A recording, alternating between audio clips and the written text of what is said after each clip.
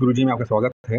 दोस्तों, परीक्षा मंथन की जो सीरीज़ चल रही है उस पे ऑलरेडी हम 2 वीडियोस बना चुके हैं। उम्मीद करता हूँ आपने देख लिया होगा, नहीं देखा तो देख लीजिएगा। परीक्षा मंथन लक्ष्य 2 नाम से आती है, यूपी पीसीएस के एग्ज़ाम के लिए बहुत इंपॉर्टेंट होती है।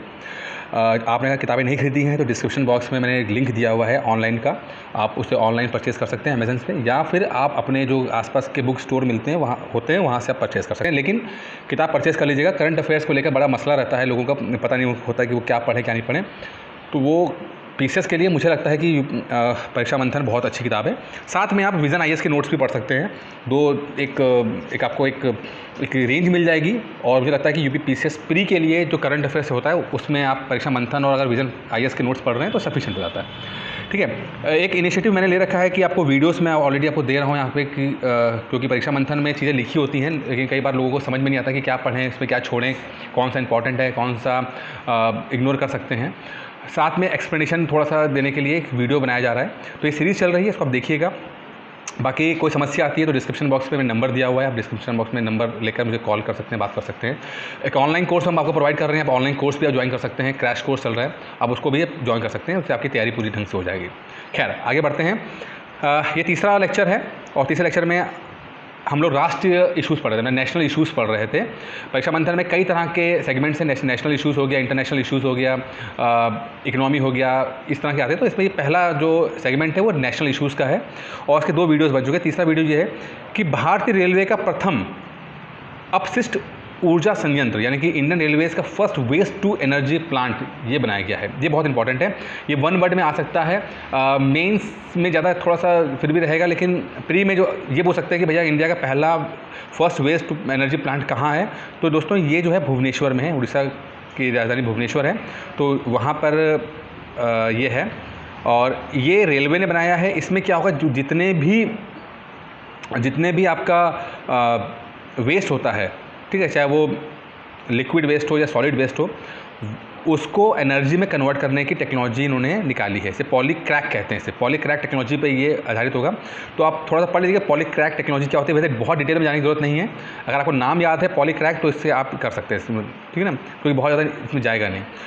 तो पॉलीक्रैक टेक्नोलॉजी से जो वेस्ट होता है उसको एनर्जी में कन्वर्ट किया जाता है, और एनर्जी को कन्वर्ट करने के बाद वो एनर्जी फिर रेलवे में यूज़ की जाती है। ठीक है, तो काफ़ी अच्छा है। मेंस में हमारे आता है एक वेस्ट मैनेजमेंट सिस्टम आता है। तो वेस्ट मैनेजमेंट सिस्टम में आप डाल सकते हो कि अगर हमारे देश में जो वेस्ट निकलता है, चाहे वो अर्बन वेस्ट हो, जैसे कि हमारे बाथरूम वगैरह का वेस्ट जो होता है अपने, या इंडस्ट्रियल वेस्ट हो, अगर हम उसे कन्वर्ट कर पा रहे हैं एनर्जी में या खाद में, कई ऐसी टेक्नोलॉजी भी आई है जिसमें खादों में कन्वर्ट किया गया है, fertiliser as a fertiliser use किया जाता है। तो अगर ये चीज़ें ढंग से काम करें, एक प्रॉपर तरीके से इसको चीज़ें कन्वर्ट की जाएँ, तो जो हमारा वेस्ट है उसको खाद में या एनर्जी में कन्वर्ट करने के बाद कुछ लोग इलेक्ट्रिसिटी बना लेते हैं इसके अंदर। तो मैंने खाद को देखा है, मैंने एनर्जी में कन्वर्ट होता देखा है, मैंने इसमें इलेक्ट्रिसिटी में कन्वर्ट होता देखा है। तो ये चीज़ें काफ़ी अच्छी है, बस इस टेक्नोलॉजी को थोड़ा सा हमें स्केल अप करना है। कि स्केल अप का मतलब होता है कि चीज़ें ईज़ी टू यूज़ हों, बाकी लोग इसको इस्तेमाल कर सकें, और मास लेवल तक यानी कि ज़्यादा लोगों तक ये इसको इस्तेमाल किया जा सके। तो उसको देखना होगा सरकार को। बाकी ये चीज़ जो है, ये जो लाइन है, या मेंस में अपना जो वेस्ट मैनेजमेंट वाला जो टॉपिक आता है उस पर आप उसमें लिख सकते हैं इसके अंदर। दोस्तों, भारत में 5 वर्ष से कम आयु की लड़कियों की मृत्यु दर अधिकतम है। इंटरेस्टिंग बात यह है कि दुनिया में बच्चे जो पैदा होते हैं उसमें सबसे ज़्यादा मरने की जो दर होती है वो लड़कों में होती है। ये देखा गया कि लड़के ज़्यादा मरते हैं लड़कियों से, शिशु जो बच्चे पैदा होते हैं लड़के ज़्यादा मरेंगे, लेकिन हिंदुस्तान में लड़कियाँ ज़्यादा मर जाती हैं।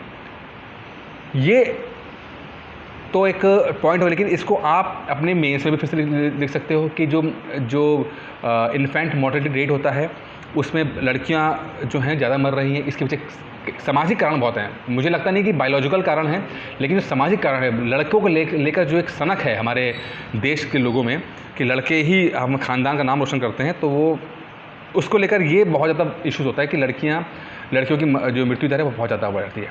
ठीक है, अच्छा, इसको आप अपना जो GS1 में आप लिख सकते हो मेंस में। तो ये प्री में तो ये आ गया, मेंस में आ गया। ठीक है, जो रिपोर्ट है प्री में जो आई है रिपोर्ट ये है कि बाल मृत्यु का स्तर एवं चलन रिपोर्ट, बाल मृत्यु का स्तर एवं चलन रिपोर्ट 2019 में ये यूएनओ ने लिखी है, संयुक्त राष्ट्र संघ ने इसको बनाया गया है। और रिपोर्ट का नाम था बाल मृत्यु का स्तर एवं चलन रिपोर्ट 2019, जिसमें ये बताया गया है कि भारत में 5 वर्ष से कम आयु की बालिकाओं में मृत्यु दर बालकों की इस आयु वर्ग की तुलना में ज़्यादा पाई गई है। ठीक है। अच्छा, अब इनमें भी कौन महान राज्य ऐसे हैं जो नंबर 1 है, तो इसमें 3 राज्य जो रैंकिंग आई है।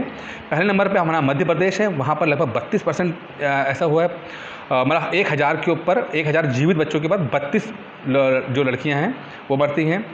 उसके बाद उड़ीसा आता है, फिर यूपी आता है। तो अपना यूपी भी ऐसे कुख्यात वाले कामों में तो हमेशा ऊपर रहता है, तो ये यूपी इस मामले में भी ऊपर है। ये 2017 की रिपोर्ट के आंकड़ों से डिपेंड किया गया है। ठीक है।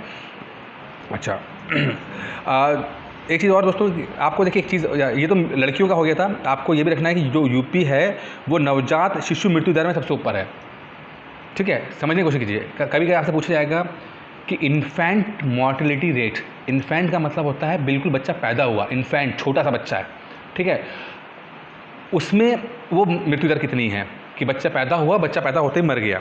ठीक है, कोई भी कारण से होते बच्चे मर जाते हैं। ठीक है, तो वो मृत्यु दर कितनी है ये आपको पता करना है। हमारा जो स्टेट है, कौन से स्टेट नंबर 1 पे, जैसे यूपी में लिखा है यूपी नंबर 1 पे चल रहा है, तो यूपी की कितनी दर है, 25% है, 20% है, 30% है, कितनी है। ठीक है, तो ये आपको देखना है। एक होता है, यूनाइटेड नेशंस ने स्टैंडर्ड बोला हो गया है कि भाई जो इन्फेंट मोर्टेलिटी रेट होगा वो 12 से ज़्यादा नहीं होना चाहिए। मतलब 1000 बच्चे अगर पैदा हो रहे हैं तो उसमें 12 बच्चे अगर मर रहे हैं तो ठीक है, एडजस्टेबल है, ठीक है, हम इतना कर सकते हैं। इसको और कम कर रहे हैं, लेकिन इंडिया ने काफ़ी ज़्यादा इंप्रूवमेंट किया है। आज से 10 साल पहले या 10-15 साल पहले 165 से ज़्यादा होता था। मतलब 1000 बच्चों में ऐसा वक्त भी था कि जो 165 बच्चे ज़्यादा मरते थे, तो वो वहाँ से कम करते करते चीज़ें लेकर आए हैं।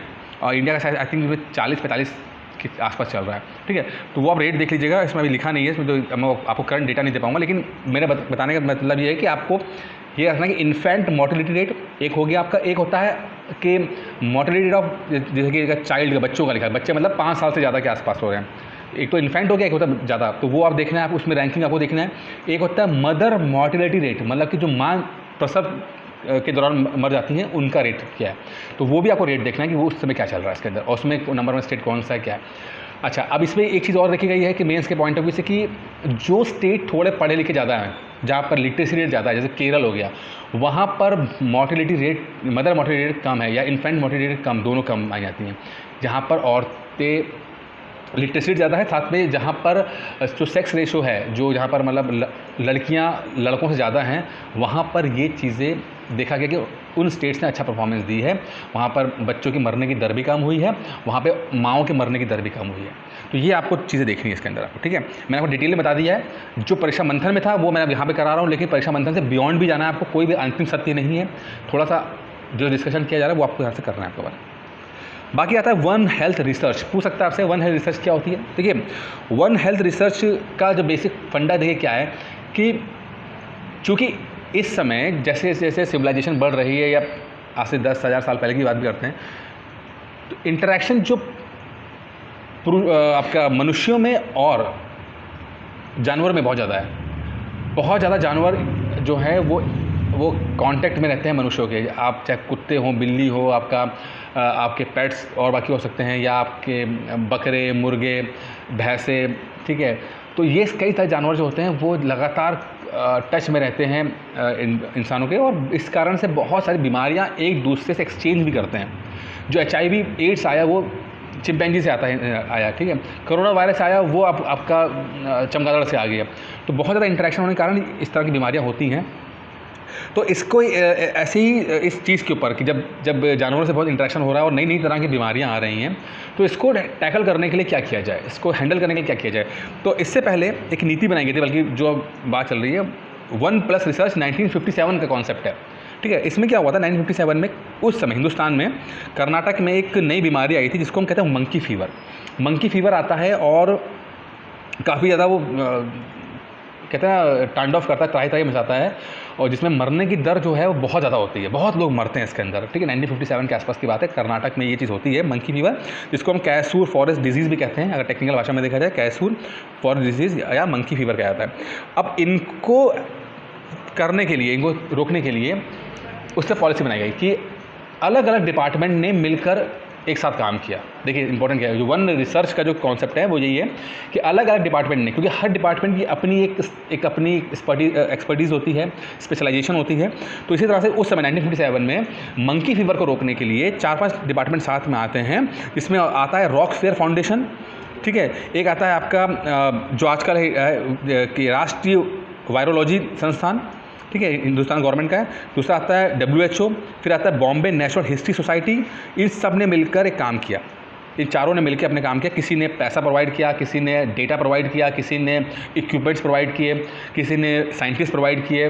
तो ये सब मिलके चारों पांचों संस्थाओं ने मिलकर काम किया और उसके बाद मंकी फीवर के ऊपर एक दवाई ईजाद की और जो बड़ी इफेक्टिव रही। अब इसी कॉन्सेप्ट को आजकल क्या आ रहा है कि भाई कोरोना वायरस के तहत तराई मच रही है, या बाकी अब कभी कोरोना वायरस आ जाता है, कभी इबोला आ जाता है, कभी कुछ आ जाता है। तो इन सब को टैकल करने के लिए बोला गया कि एक डिपार्टमेंट के हाथ में कुछ नहीं होता है, तो ऐसा किया जाए कि अलग अलग डिपार्टमेंट मिलकर काम करें, मिलकर काम करेंगे तो जल्दी हो सकता है। तो ये अच्छा है, ये आपका GS3 में भी काम आ सकता है, लेकिन यहाँ प्री में बात कर रहे हैं। भारत में वन हेल्थ अनुसंधानों को क्रियान्वित करने के लिए अंतर्राष्ट्रीय संस्थाओं के सहयोग के साथ साथ ICMR, सैन्य बलों के निर्देशक, वित्त और विदेश मंत्रालय, राष्ट्रीय जैव विविधता प्राधिकरण तथा राज्य स्वास्थ्य प्राधिकरण और जानवरों पर प्रयोग के निरीक्षण को नियंत्रित करने के उद्देश्य से बनी समिति और अन्य से अनुमोदन की आवश्यकता होगी। यानी कि जेनेटिक बीमारियों से लड़ने के लिए संस्थागत बाधाओं को दूर करके एक समेकित वन हेल्थ फ्रेमवर्क के क्रियान्वयन की आवश्यकता पड़ती है। ये मेंस में काम आ सकता है, लेकिन 1+ मिशन होता क्या है ये आपको पता होना चाहिए। आपका हेल्थ वन है ना, आपका क्या है ये हेल्थ वन हेल्थ रिसर्च, ये आपको पता होना चाहिए। बाकी ये मेंस के लिए भी काफ़ी ज़्यादा इफेक्टिव है आएगा। Chief of defence staff, CDS, chief of defence staff क्या है ये और क्यों है ये, तो क्या प्रॉब्लम है समझ के लो भैया। मेंस में तो आ रहा है क्वेश्चन, खासकर 2019 वालों को, ठीक है, बाकी समझ लीजिएगा। देखिए हुआ क्या कि 1999 में कारगिल का युद्ध होता है हिंदुस्तान में, ठीक है। कारगिल का युद्ध हुआ क्यों, थोड़ा आपको फटाफट बैकग्राउंड देता हूँ आपको। 99 कारगिल हमारा जम्मू कश्मीर में है। तो होता क्या है कि अमूमन गर्मियों के समय में जब बर्फ़ पिघल जाती है तो भारत के सैनिक और उधर से पाकिस्तान के सैनिक, ये LOC की बात कर रहे हैं हम, लाइन ऑफ कंट्रोल की बात कर रहे हैं, दोनों अपनी पोस्ट पे आते हैं। पोस्ट का मतलब है तो बिल्कुल समझ लीजिए कि बाउंड्री है, एक तरफ पाकिस्तान है, एक तरफ इंडिया की चौकियां हैं और ये पहाड़ों के ऊपर होती हैं, ठीक है। अच्छा, अब जब सर्दियाँ आती हैं तो इंडिया पाकिस्तान दोनों अपने अपने सैनिकों को वो चौकियाँ छोड़ के वापस आ जाते हैं, अपनी बेस कैंप में आते हैं, क्योंकि बर्फ़ बहुत पड़ती है, ठीक है। तो हर साल चला आ रहा था कि गर्मियों में सैनिक पहुंच जाते थे, सर्दियों में सैनिक आ जाते थे वहाँ पर, ठीक है। लेकिन 99 में क्या हुआ कि पाकिस्तान की तरफ से सैनिक जो थे वो गए नहीं, सैनिक या आतंकवादी या जो भी कहना चाहें कह लीजिए। और जब इंडिया के सैनिक वापस आ गए, अपनी पोस्ट पे आ गए, तो पाकिस्तान के लोगों ने जो सर्दियों में क्रॉस किया और इंडिया के जो बंकर बनाए हुए थे वो वहाँ आके बैठ गए और इंडिया का जो राशन है, बंकर है, जो भी फैसिलिटी वो इस्तेमाल की उसके अंदर, ठीक है। गर्मियाँ जब आई, हिंदुस्तान के सैनिक जब पहुँचे, देखा कि वहाँ तो पहले से किसी कब्जा है, और फिर उसको छुड़ाने के लिए, उन पोस्टों को छुड़ाने के लिए पूरा एक मिशन होता है। और 99 का जो कारगिल युद्ध हुआ पूरा किया था। इसमें खासियत ये रही कि इंडिया ने कभी भी पाकिस्तान पे अटैक नहीं किया, एक मतलब बाउंड्री को क्रॉस नहीं किया। ये इंडिया की डिप्लोमेसी बहुत रही, इंडिया ने जो भी किया अपने क्षेत्रों में किया, साथ में डिप्लोमेसी के चैनल ओपन रहा। इसी बीच में देखा ये गया कि आर्मी, एयरफोर्स, नेवी का तो कितना रोल नहीं था, इनके बीच में कोऑर्डिनेशन की बहुत कमी है। कोऑर्डिनेशन मतलब कि कोई कुछ बोल रहा है, कुछ बोल रहा है, प्लानिंग ही समझ में नहीं आ रही है, प्लानिंग हो रही है तो पता नहीं लग रहा है कि वो आर्मी वालों ने क्या प्लानिंग किया, एयरफोर्स वालों ने, तो डिले बहुत हो रहा था। तो ये एक तरह का मिसमैनेजमेंट, एक तरह का कम्युनिकेशन गैप देखने को मिला। कारगिल का वो तो खैर युद्ध खत्म हो गया, लेकिन उसके बाद जब रिपोर्ट्स आई तो ये महसूस किया गया कि कोऑर्डिनेशन की कमी रही है। उस कोऑर्डिनेशन को ख़त्म करने के लिए बोला गया कि यार एक पोस्ट ऐसी होनी चाहिए जो हमारे आर्मी, नेवी और एयरफोर्स के जो चीफ होते हैं उनके, इन तीनों को कंट्रोल को ना करते हुए इनको कोऑर्डिनेट करते हुए एक पोस्ट होनी चाहिए जो तीनों को कोऑर्डिनेट कर सके और तीनों को सही डायरेक्शन दे सके, और जिससे कि जो भी फैसला लिया जा रहा है वो जल्दी एग्जीक्यूट हो जाए। तो जो बंदा इन तीनों को कोऑर्डिनेट करता है उसको बोलते हैं chief of defence staff, CDS, जो आजकल बिपिन रावत जी हैं हमारे, ठीक है। 65 ईयर्स तक के वो रहेंगे, ये इंपॉर्टेंट है। 65 साल की उम्र तक आदमी रह सकता है, वो 62 साल के, 63 साल के होंगे वो, ठीक है। अच्छा, इसके दूसरा क्या है, ये तो कहानी हो गई। दूसरा क्या है कि इसमें दिक्कत क्यों ये इतने सालों में रिकमेंडेशन दी, सन 99 कारगिल के बाद रिकमेंडेशन दी गई हिंदुस्तान में, तो हिंदुस्तान की बात है, लेकिन विदेशों में इंक्लूडिंग चाइना में भी CDS है, ठीक है। तो कई देशों में CDS है, वहाँ पे काम कर रहा है, लेकिन हिंदुस्तान में थोड़ी दिक्कत रही। क्यों रही? क्योंकि इनको लगा कि यार ऐसा ना हो कि जो अगर CDS आएगा जो आर्मी, एयरफोर्स और नेवी को कंट्रोल कर रहा होगा, तो ऐसा ना हो कि वो सुपरमैन बन जाए। सुपरमैन का मतलब है कि फिर वो तीनों को कंट्रोल कर ले और फिर हमारा जो पॉलिटिकल सिस्टम है वो हाईजैक कर ले और फिर सबसे मजबूत, सबसे बड़ा बन जाए वो। तो वो चीज़ ना हो, इसलिए CDS का मसला ज़्यादा, लेकिन बाद में महसूस किया गया कि CDS की पोस्ट दे दी जानी चाहिए, तो CDS की पोस्ट बना दी गई इसके अंदर, ठीक है। अच्छा, अब जो CDS बनेगा वो करेगा क्या क्या? CDS का एक प्रमुख कार्य सरकार के लिए एक सूत्री सलाहकार का होना है। CDS तीनों सेनाओं के दीर्घकालीन नियोजन यानी प्लानिंग, खरीद यानी परचेजिंग, प्रशिक्षण यानी कि ट्रेनिंग एवं लॉजिस्टिक का समन्वय का भी कार्य करेगा। बहुत इंपॉर्टेंट, नेम में आ सकता है। इसके अतिरिक्त चीफ ऑफ डिफेंस स्टाफ समिति की अध्यक्षता भी CDS करेगा। CDS रक्षा मंत्री के सलाहकार कार्य करेगा, इंपॉर्टेंट है, रक्षा मंत्री का सलाहकार भी होगा, एडवाइज़र भी होगा। CDS का परमाणु कमान प्राधिकरण के सैन्य सलाहकार के रूप में भी कार्य करेगा। जो न्यूक्लियर पावर में, वहाँ पर भी इसका एक एडवाइजरी रोल रहेगा। CDS रक्षा मंत्री की अध्यक्षता वाली रक्षा अधिकरण परिषद एवं NSR की अध्यक्षता वाली रक्त नियोजन समिति का भी सदस्य होगा। CDS अनावश्यक खर्च में कमी करके सशस्त्र बलों की लड़ाकू क्षमता बढ़ाने के लिए तीनों सेवाओं के कामकाज सुधारने का भी प्रयास करेगा, ठीक है। ठीक है, कमेटी कौन कौन सी आई? एक सन 2012 में नरेंद्र चंद समिति बनी, ठीक है, जिसने रिकमेंडेशन दिया था, और उसके बाद 2016 में एक कमेटी और बनती है जिसका नाम है DB शेखतर जो है, इन्होंने किया था। तो ये दो होगा, नरेंद्र चंद समिति और DB शेखतर कमेटी, इन्होंने CDS होने की रिकमेंड दिया था। बाद में हमारे मोदी जी ने लाल किले पर चढ़ के 15 अगस्त 2019 को CDS की घोषणा करती थी। अच्छा, अब आ रहा है आपके पास report of national crime record bureau. Crime का जो रिकॉर्ड है ये बताया जा रहा है कि हमारे देश में क्राइम कहाँ कितना हो रहा है, कितनी इम्प्रूवमेंट क्या कहें, कितनी बढ़ोतरी हुई इसके अंदर, ठीक है। तो ये एक रिपोर्ट दिया गया है जो 22 अक्टूबर 2019 को राष्ट्रीय अपराध रिकॉर्ड ब्यूरो ने वर्ष 2017-18 के दौरान भारत में पंजीकृत यानी कि रजिस्टर्ड आपराधिक रिकॉर्डों के आंकड़े दिए हैं। रजिस्टर्ड का मतलब होता है कि आप थाने पे आए, पुलिस ने लिख के दिया, और इसके मुझे लगता है इसकी दर बहुत कम होती है। मैक्सिमम तो लोग पुलिस थाने जाते नहीं हैं, आपस में निपट लेते हैं, नहीं निपट लेते हैं तो एक आदमी ज़रा मार खाता है, एक आदमी बाहुबली बन जाता है, तो जो दोनों ही संतुष्ट हो जाते हैं, जो मार खाया वाला भी संतुष्ट हो जाता है, जो मारने वाला भी संतुष्ट हो जाता है। पुलिस में जाते नहीं। पुलिस में मामला जब बहुत ही पेचीदा होता है तब जाया जाता है, और बहुत ही कम मामले में उसमें भी पुलिस देखती है कि रिकॉर्ड ना करना पड़े, FIR दर्ज करना पड़े, क्योंकि एक बार FIR दर्ज हो गई, पेपर में आ गया, तो आपको भी कार्रवाई करनी पड़ेगी। तो बहुत कम मामले रजिस्टर्ड होते हैं, और उन्हीं पे ही एक रिपोर्ट दी है NCBR ने, ठीक है, NCRB ने दिया हुआ है। तो उसमें ये बोला है कि इसमें कि जो मामले हैं उसमें अपहरण के मामले जो है 9% उनकी बढ़ोतरी हुई है, ठीक है। अपहरण के मामलों में 9% बढ़ोतरी हुई है। मर्डर में लगभग 3%, 3.5% का गिरावट आई है। आपके अपहरण में 9% की बढ़ोतरी हुई है, ठीक है। और पूरे देश में सबसे ज़्यादा अपराध जो है वो हमारा प्यारा उत्तर प्रदेश में होता है, 10.1% के अपराध इसके अंदर यहाँ पे होता है, जिसमें जो औरतें और बच्चों के खिलाफ जो अपराध होते हैं वो भी, इसमें भी नंबर 1 हमारा उत्तर प्रदेश है, ठीक है। तो ये सब चीज़ें होती हैं, बाकी आप देख लीजिएगा इसमें। International narcotics control board 2019 report. देखिए, इंटरनेशनल नारकोटिक्स कंट्रोल बोर्ड ने रिपोर्ट दी और बोला भैया कैसा है कि भारत जो है वो अवैध, मतलब इलीगल और लाइसेंस प्राप्त दवाओं का शीर्ष निर्माता होने के साथ साथ इन दवाओं की तस्करी करने वाले शीर्ष देशों में, मतलब कि जो दवाइयाँ लाइसेंस हो जाता है उसको एक्सपोर्ट करना हो, ठीक है, वो तो काम करते लेकिन साथ में बहुत सारे काम ऐसा भी करते हैं जो उनको नहीं करना चाहिए। कई बार वो अवैध रूप से स्मगलिंग कर देते हैं या कुछ कर देते हैं इसके अंदर, ठीक है, दवाओं की तस्करी करते हैं। तो ये रिपोर्ट इसी बात पे है। रिपोर्ट के अनुसार भारत ने लाइसेंस प्राप्त दवा एवं संबंधित कच्चे माल के विनिर्माण यानी कि मैन्युफैक्चरिंग, आयात तथा निर्यात संबंधी सांख्यिकी रिपोर्ट के तय समय सीमा में ड्रग्स और अपराध पर संयुक्त राष्ट्र कार्यालय यानी UNODC के समक्ष प्रस्तुत नहीं किया। चलिए खैर देख लीजिएगा इसमें। एक चीज़ और इसके अंदर है, जैसे कि पहले क्या होता है कि लोग ड्रग्स को ही इम्पोर्ट एक्सपोर्ट करते थे। अब क्या हो, ड्रग्स पे जब बहुत ज़्यादा सख्ती होने लगी तो उन्होंने जो दवाइयाँ होती हैं जिसमें ड्रग्स वगैरह यूज़ भी किया जाता है, ठीक है, या नशा की जो दवाइयाँ होती हैं, तो उन सबको जो चीज़ें होती हैं उनको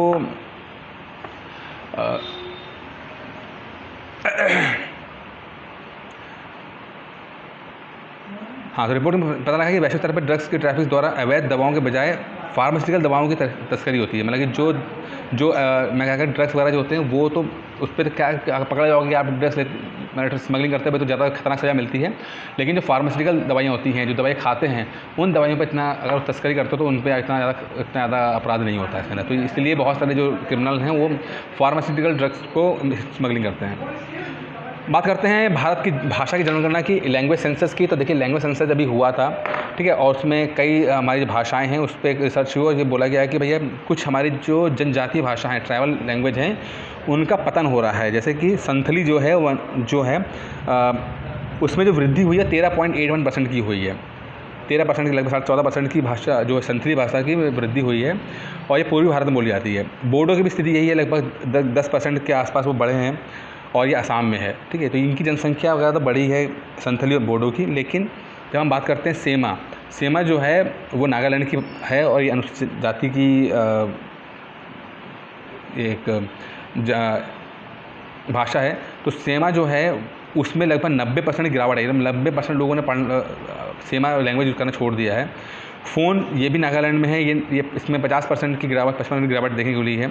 लाहौली जो है वो हिमाचल प्रदेश की है, इसमें भी लगभग 50% की गिरावट देखने को मिली है। कोरवा जो है वो छत्तीसगढ़ की है, और लेप्चा जो है सिक्किम की है। तो इसके अंदर भी दवाइयों आपका भाषा की गिरावट देखने को मिली है इसके अंदर। मतलब कितने लोग यूज़ करते हैं, ये इस बात इस पर आ गया। लेबर लॉ बनाया गया। देखिए लेबर लॉ कोरोना वायरस ने बहुत ऐसी तैसी कर दी, ठीक है। तो अब लेबर लॉ को थोड़ा सा बिजनेसमैन के सपोर्ट में उतारने की कोशिश की गई है कि अगर जो कोरोना के वायरस के बाद जो व्यापारी हैं वो खुश रहेंगे तो अच्छा काम करेंगे, ठीक है। तो उनके लिए ये बनाया गया कि उनको जो लेबर लॉ है वो सस्पेंड कर दिया गया कि मतलब कोई अगर बंदा फैक्ट्री चला रहा है तो उसको जो लेबर लॉ के तहत जो इस पर एक प्रेशर था कि आपको ये इतने लोग रखना है, इतना आप वो नहीं कर सकते, ओवर टाइम नहीं कर सकते, या सैलरी कम नहीं कर सकते, ये सब चीज़ों को, तो इन सब को लिए लेबर लॉ होता है।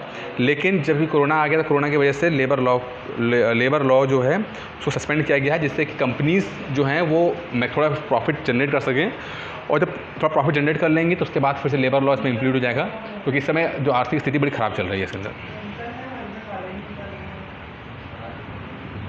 बाकी दोस्तों किताब इंपॉर्टेंट है, पढ़ लीजिएगा, बहुत इंपॉर्टेंट है, ठीक है। बाकी कोई दिक्कत हो तो मुझे कॉल कर लीजिएगा, बात डिस्कस कर लीजिएगा।